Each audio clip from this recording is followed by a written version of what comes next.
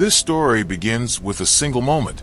A hand, large, heavy, the most powerful hand in Hollywood, rose through the air and reached toward Bruce Lee's shoulder. And then nothing. What actually happened was this. 40 people on set held their breath. The cameraman lowered his camera. The director stepped out of his chair. Every eye in the room fixed on the same point. John Wayne, 6'4", 250 pounds, the undisputed king of Hollywood for 3 decades, stood directly in front of Bruce Lee. And Bruce Lee, with a quiet smile, said only this: "Go ahead. Try." Beat 2, scene setting block. Los Angeles, California. May 1972. 11:15 in the morning. Warner Brothers Studio. Stage 16. This was the place where Hollywood history was made, where lights never went dark, cameras were always ready, and stars moved in their own orbits, rarely crossing paths. The air smelled of coffee, electrical cable, and the particular dusty warmth of a working film set. Enter the Dragon had wrapped 3 weeks earlier. Bruce Lee was back on the lot for a marketing shoot. The Warner Brothers team wanted footage for the film's upcoming release campaign. In the corner of the stage, crew members moved around quietly. Lighting technicians adjusted rigs overhead. A makeup artist waited near a folding chair. Someone had set up a table with coffee and bottled water. Then a door opened. John Wayne walked in. He was shooting on an adjacent stage, and someone had told him Bruce Lee was next door. John Wayne was not the kind of man who let an introduction pass him by. He had heard about Bruce Lee. Everyone in Hollywood had. The Chinese kid who moved like something out of a fever dream. The martial artist the cameras couldn't quite capture. He came in to see for himself. Beat 3, the antagonist's credentials. John Wayne, born Marion Robert Morrison, 6'4", 250 pounds, 65 years old. But those numbers barely scratched the surface of what the man represented. More than 30 years in Hollywood, over 150 films, an Academy Award, the most recognizable face in American cinema, the cowboy the whole world knew by name. He had played soldiers, sheriffs, frontiersmen, generals. He had been shot at, punched, knocked off horses, and every time he got back up, because that was what John Wayne did. He was not just an actor. He was an idea. The idea of American masculinity at its most physical, most direct, most unapologetic. Size was strength. Strength was authority. Authority was John Wayne. And John Wayne had not arrived at that position by being gentle. Stuntmen knew the weight behind his hands. Directors knew the force behind his voice. Production crews who had worked with him for years understood that when John Wayne moved toward something, it moved. He had been in real confrontations, on sets, in bars, in the back rooms of studios, where cameras didn't roll. He had never come out on the wrong side of one. When John Wayne walked into a room, the room changed.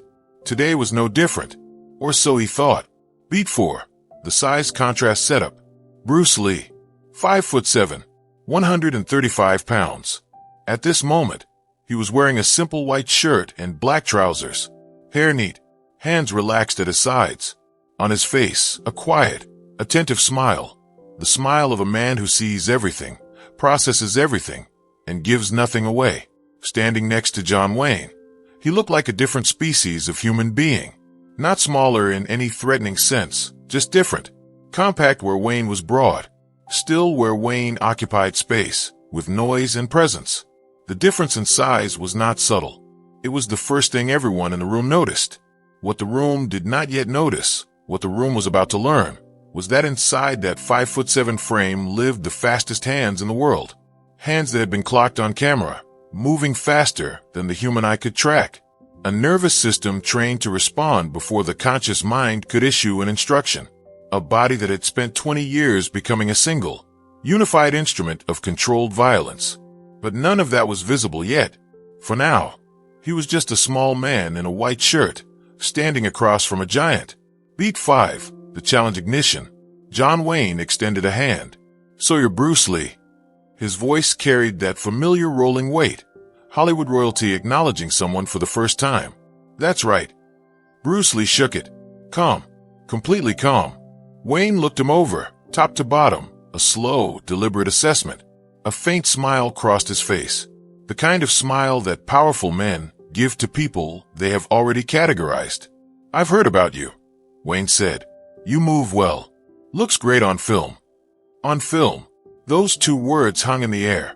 Everyone in the room understood what he meant. It's cinematic. It's camera tricks. It's choreography, not combat. What you see on screen is illusion, and John Wayne, who had made his living in that illusion, had just drawn a clear line between what was real and what wasn't. Bruce Lee's smile didn't disappear, but something behind his eyes shifted. "You're welcome to find out," he said. "No obligation." The room went quiet. Beat 6, pre-fight witness establishment. 40 people were present on stage 16 that morning. Cameramen, lighting technicians, Warner Brothers producers, Bruce Lee's assistant, a makeup artist, studio security, 2 men who had come in with John Wayne. None of them had been expecting this. None of them would forget it.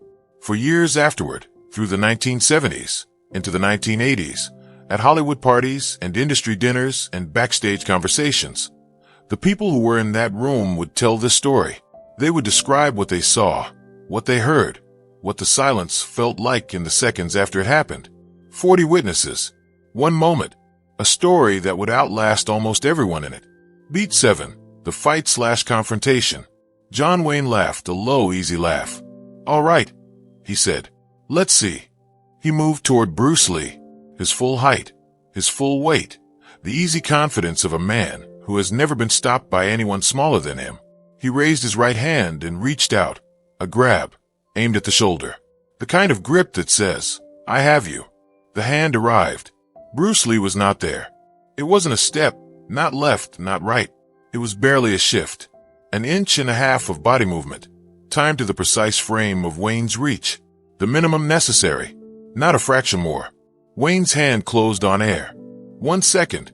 Wayne tried again, faster this time, committing the left hand. A forward push, aimed directly at the chest. Harder, more deliberate. Bruce Lee's left arm came up. A tan saw, Wing Chun's deflecting gait. Not a block, a redirect. Wayne's arm was guided outward at a 45-degree angle. The force in it turned sideways, dissipated, spent. No collision of forces. No resistance. Just geometry. Wayne stumbled half a step forward, momentum going nowhere useful. 3 seconds. Something changed in the room. The people watching had stopped breathing. Not because they were afraid, because they were seeing something they had never seen before and couldn't quite process. The biggest man in the room was reaching for the smallest man in the room, and the smallest man was simply not where the reaching was happening. Wayne pulled himself together. His jaw set. He decided that one hand wasn't enough. He came forward with both arms, full commitment, full weight behind it. 250 pounds aimed directly at 135. 5 seconds. Bruce Lee took 1 step back. In the same motion, the exact same continuous motion, his right hand came through the center, between Wayne's extended arms. The Bill saw. Spear fingers, centerline theory. He didn't stop Wayne's arms. He passed through the space between them and touched John Wayne's chest. Lightly. So lightly that the people watching weren't sure it had happened. Wayne stopped. 7 seconds. Bruce Lee withdrew his hand. He hadn't moved from where he started. His breathing was unchanged. His expression was unchanged. "I didn't want to hurt you," he said quietly. "But if I had, that space was open." Beat 8, the mutual respect moment. John Wayne took a long breath. The man who had played every version of American invincibility. The man whose entire public identity was built on the idea that size and force and will were the highest currencies a man could carry, stood still for a moment, and then he nodded. Not the performance of a nod, not the gracious concession of a man managing his public image. A real nod, the kind that comes from somewhere genuine. "You actually know what you're doing," he said, and it wasn't a compliment in the Hollywood sense. It was something closer to an admission. Bruce Lee extended his hand. Wayne took it. This time the handshake was different, equal, unhurried. The handshake of two people who now understood each other. No one in the room applauded. No one made a sound. This was not a moment that needed noise. Beat 9, the philosophical dialogue. Later, coffee in hand, the tension dissolved. The 40 people in the room pretending not to listen. John Wayne asked a question that had been sitting in him since the moment his hand grabbed nothing. How do you do that? I'm twice your size. I should have had you. Bruce Lee set down his cup. Because you were trying to grab me, he said. Wayne frowned. What else would I be trying to grab? You were moving your body toward where I was. But I was watching the space, where you were going. Your hand arrived. I simply wasn't there for it. Wayne was quiet for a moment. I never stopped you, he said slowly. No, stopping you would have required me to meet your force with mine. You weigh twice what I do. That's a competition I lose. Bruce Lee picked up his cup again. So instead of stopping you, I moved around you. Water doesn't stop a stone. It flows around it. The stone stays where it is. The water keeps moving. Wayne looked at him. That's the whole thing. That's all of it. Bruce Lee said. Strength has a direction. It only works where it arrives. If it never arrives, if it finds nothing to push against, then 250 pounds is lighter than air.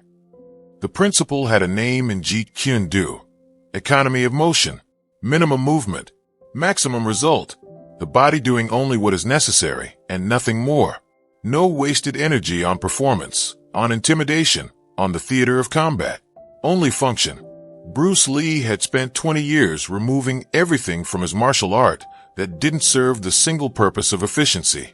He had trained his nervous system to respond before thought could interfere. He had made stillness and movement into the same thing, so that the transition between them was invisible. John Wayne had thrown force at him, and Bruce Lee had simply not been the kind of thing that force could catch. Be water, my friend. Water takes the shape of whatever contains it. It doesn't fight the container. It fills it, moves through it, finds every available path. You cannot break it because it has no rigid form to break. You cannot stop it because it always finds a way forward. You cannot hold it because it slips through every gap. The more you try to grab it, the more it is gone. Beat 10, Legacy Epilogue. John Wayne left stage 16 that day carrying something he hadn't brought in with him. A question. In the years that followed, people close to Wayne would occasionally hear him mention that afternoon. The small man, the reached for shoulder, the hand that found nothing. He would describe it not with embarrassment. John Wayne was not built for embarrassment, but with something closer to wonder. He reportedly said, more than once, I've been around strong men my whole life. Bruce Lee was the first one who made me understand that strength isn't in the body. 40 witnesses, 7 seconds, a lesson that lasted a lifetime. Bruce Lee did not defeat John Wayne that day. Not in any meaningful sense of the word. John Wayne was not a fighter. He was not there to be defeated. He was there to satisfy a curiosity, and the curiosity was satisfied in a direction he hadn't anticipated. What Bruce Lee did was simpler and more lasting than a victory. He showed the truth that technique moves faster than size, that awareness outreaches reach, that the body trained to be still can make force disappear into empty air, not by fighting it, but by not being there to receive it. Bruce Lee died in July 1973. He was 32 years old. He left behind a film that would become one of the highest-grossing martial arts movies in history. He left behind a philosophy of movement and combat that changed how the world understood both. He left behind a body of teaching, on camera, in notebooks, in the memories of everyone who worked alongside him, that has never stopped being studied. And he left behind moments like this one. A morning in May 1972. Stage 16. 40 people watching in silence as a giant's hand moved through the space where a small man had been standing and found nothing there at all. 40 witnesses. 7 seconds. One truth that outlasted everyone in the room. He was water, and water, no matter how many hands reach for it, never stays caught.